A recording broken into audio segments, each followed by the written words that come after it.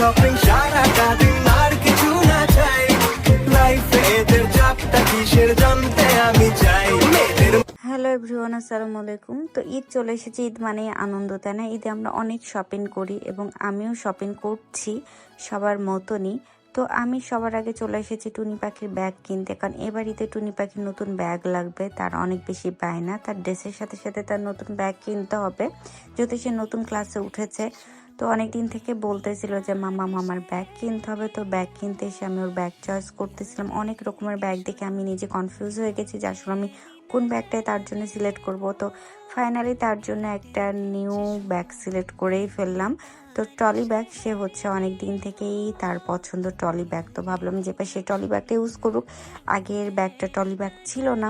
তো ট্রলি ব্যাগটা সে ছোট মানুষ কিভাবে ক্যারি করবে না করবে, তো সেটা ভেবে আমি ভাইয়াকে বললাম যে ভাইয়া আপনি এমন একটা ট্রলি ব্যাগ দেন যেটা হচ্ছে আমার মেয়ে যদি মনে করে যে না আমি ট্রলি ইউজ করবো না, আমি শুধু সিঙ্গেল ব্যাগটা নিতে চাই, তো যেন সে ব্যাগটাও ব্যবহার করতে পারে, আর ট্রলি যদি নিতে চায় তো ট্রলির সাথে যেন ব্যাগটা ব্যবহার করতে পারে, দুইভাবে যেন ব্যবহার করতে পারে, এরকম একটা ব্যাগ দেন। তো ভাইয়া ব্যাগটা দিয়ে ফেললো, অ্যান্ড আমি ব্যাগটা নিয়ে ফেলেছি। দেখো, দেন চলে আসলাম রেস্টুরেন্টে, ইন্ডিয়ান বাংলা রেস্টুরেন্ট। এখানে সব ধরনের চাইনিজ থেকে শুরু করে সব ধরনেরই খাবার পাওয়া যায়। তো এই রেস্টুরেন্ট আমার কাছে ভালো লাগে। এটা হচ্ছে নিউ মার্কেটে, এটা চট্টগ্রাম নিউ মার্কেটের।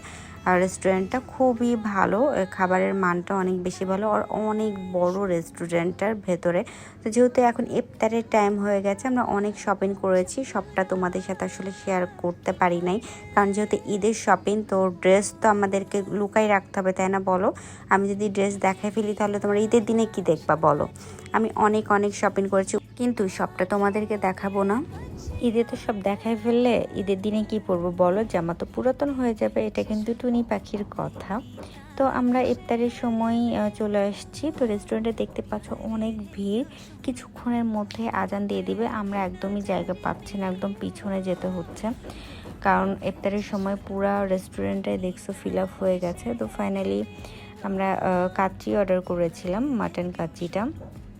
তো এখানে যেহেতু অনেক ভিড়, যার জন্য টেবিলটা সবার সাথে শেয়ার করতে হয়েছে। আর এই তো আমি অনেক বেশি টায়ার্ড হয়ে গেছি, আর আমার তো ফান্টা ছাড়া চলেই না।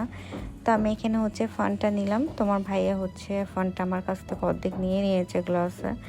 দেন ভাবলাম যে একটু আইসক্রিম খাই, তো ওখান থেকে বের হয়ে আমি আইসক্রিম খাওয়ার জন্য একটা আইসক্রিম অর্ডার করে ফেললাম। আর এই তো আমি কি কিনেছি এটা একটু তোমাদের সাথে শেয়ার করি। আইসক্রিমটা অনেক বেশি মজা লাগছে সারাদিন রোজা থাকার পরে। আর আমি তনু শাড়িঘর থেকে একটা শাড়ি কিনেছি, শাড়িটা অসম্ভব সুন্দর, যেটা আমি তোমাদের সাথে ঈদের পরে পরে শেয়ার করব। আমি তোমাদের ভাইয়াকে বলেছিলাম যে আমাকে একটু ক্লিপ নিয়ে দাও, আমি সবার সাথে শেয়ার করতে যাই আমি এত সুন্দর একটা শাড়ি কিনলাম। তো তোমাদের ভাইয়া বলছে না, এটার ভিডিও করার দরকার নেই, কারণ এটা তুমি যেদিন পরবে সেদিন সবাই দেখবে, এটা সারপ্রাইজ থাক। তারপরে চলে গেলাম বিছানার চাদর কিনতে, কারণ ঈদ বলে কথা এত কিছু কেনাকাটা করেছি, আর ঘর সাজাবো না তা কখনো হয়?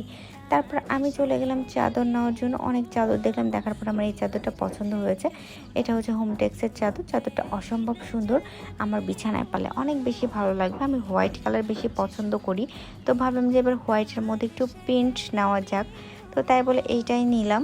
তো দেন এটা প্যাক করে ফেলছি। তো তোমরা সবাই ভালো থেকো, আর কে কী শপিং করলা কমেন্ট করবা, ভিডিওটা ভালো লাগলে শেয়ার করে দিবা, and thank you for watching. আল্লাহ হাফেজ।